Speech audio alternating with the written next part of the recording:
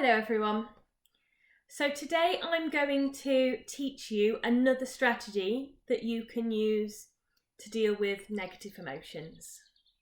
And this is based on the work of Bandler and Grindler, who were the founders of neurolinguistic programming.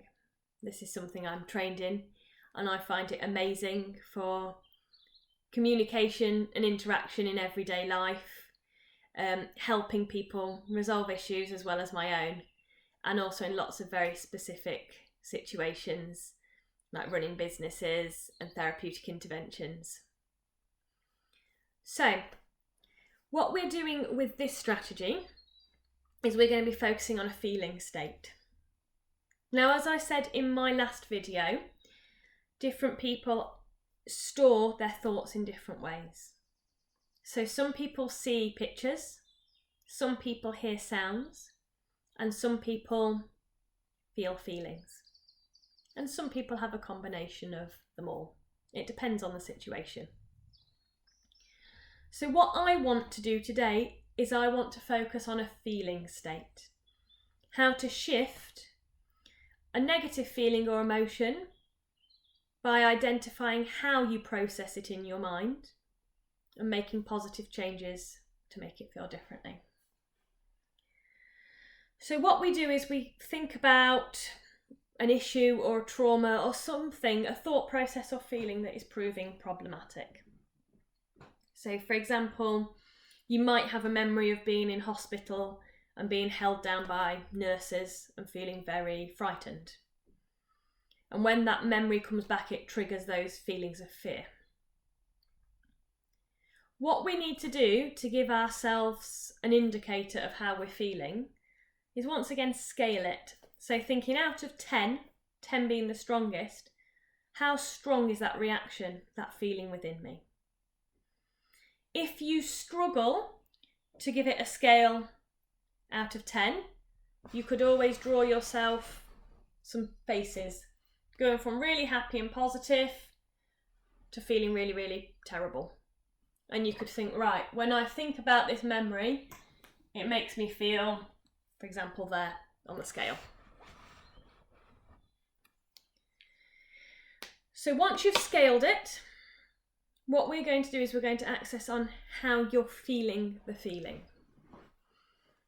So for this, the first thing I'd invite you to do is just notice if you were to be feeling that feeling somewhere within your body, whereabouts do you feel it? And you might want to make a note of these things as you go along to help you remember. So for example, you might say, I feel it in my chest. The next thing you do is think, if it were to have a colour, what colour would it be? For example, blue. And if it were to have a shape, what shape would it be?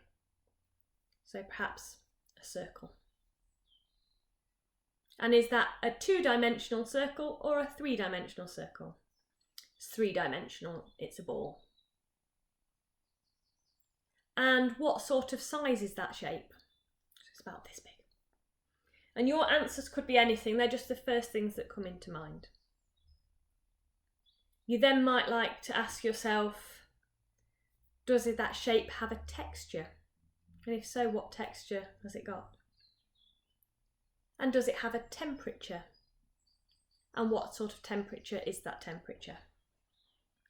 So what you're doing is you're thinking how you're feeling that feeling and giving it different components that take it from an abstract to something that's more concrete. And once you've got these different components, these different parts it's made up of, you can then do something to change it. So you look at where in your body you're feeling it. If it were to have a colour, what colour would it be? And I say if it were, because some of us are very logical and analytical in our minds. And if we just said, what colour is it? Our minds might just say, well, it isn't. So if it were, it's inviting you to imagine. And it's very important for creating connections with that feeling and how you're feeling it. Okay.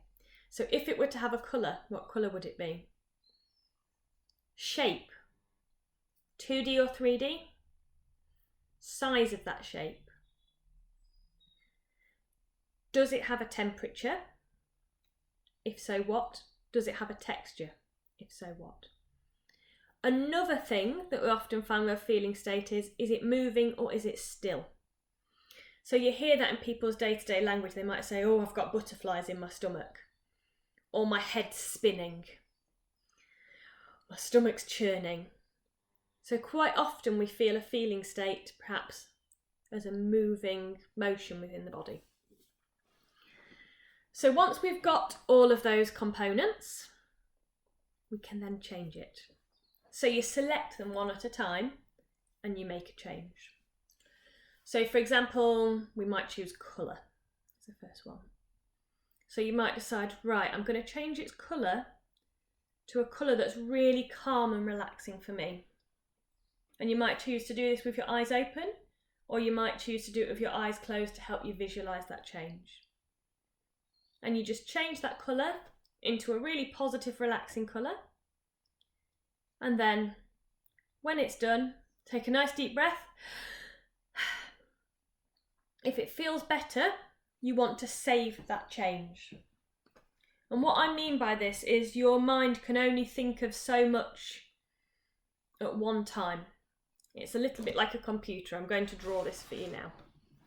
So, imagine you've got a screen of a computer and you've got the hard drive.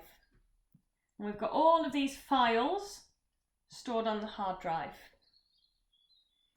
We are taking one of those files that's unhelpful and altering it in some way. We're making a change. When there's been a positive change, we want to save that change into our hard drive, into our wiring of our minds. The quickest way to get our minds to do this is by getting them to think about something else, because our minds can only retain and think about so much information at once. So what we do is we ask the mind to pull up a different file. So I might think of, say, a simple sum. What's 3 add 3? So all of a sudden the mind has to pull up the file that says sum, which means it has to put this file that we wanted to change back in its new altered state. So we want to save any positive changes we make. And we might do that, like I say, by giving yourself a sum to think of. It might be trying to remember your telephone number or thinking about your address where you live. It might be thinking, oh, what did I have for my dinner last night? Or I wonder how my friend's getting on. Or, oh, I really need to go and do that bit of gardening. Just something different to break state, to make you think about something else for a moment. And once you've done that, you then think, okay, so on that scale, where am I at now? So let's just go to my smiley faces. So it may be that you've moved from this really terrible state to still feeling bad, but it's reducing and getting less. You then choose a different component to work with. So it might be that you then change its shape to a really nice shape that you like. It might be that if it's a 3D shape, you squash it flat. It could be that you reduce its size. Size is often a really good one. If you reduce the size, it tends to reduce that intensity that you're feeling. You could change the temperature, you could change the texture, you could take it from moving to still or still to moving. And you just play about with each one in turn, remembering with every positive change to break state, thinking about something else for a moment, and then coming back to it and reviewing how you're feeling differently now. If you make a change that has no impact, you can either put it back to how it was or just leave it. If you make a change and it makes that feeling worse, that's okay. Just put it back to how it was before or do the opposite. Have a play about with it. Reduce the feelings to as low as they can possibly get making sure you save the changes along the way. For those people who are auditory, that hear things, and those that see, I'm going to make a couple more videos to add on to this to show you ways to do it if you see or hear things. I'll also show you a different strategy for altering a kinesthetic physical sensation in my later videos. So I really hope that helps you, and I will speak again soon. Take care and bye bye.